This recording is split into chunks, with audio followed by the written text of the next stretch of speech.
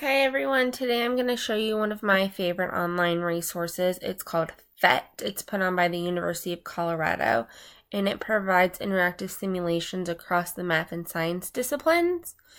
As you can see here, the simulations are organized by topic: physics, biology, chemistry, or science math, and by grade level. So let's go ahead and open the biology simulations. And as you can see here, there's a variety of them that cover density, eating and exercise, gene expression, membrane channels. So you can really use them in a lot of different ways. If we go ahead and organize the simulations by grade level, that's open middle school. And you can see the area builder, balancing equations, balancing chemical equations, battery voltage, all very cool. I went ahead and already opened a simulation, building an atom.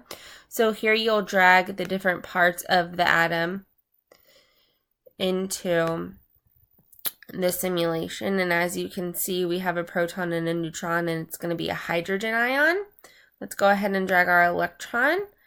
And oh, now we have a neutral atom. So it's very, very cool. I've seen this resource used in front of the entire class, where the class is working together to solve problems. And I've also seen it used where students are working individually. So I hope it helps. I provided a link below. Thank you.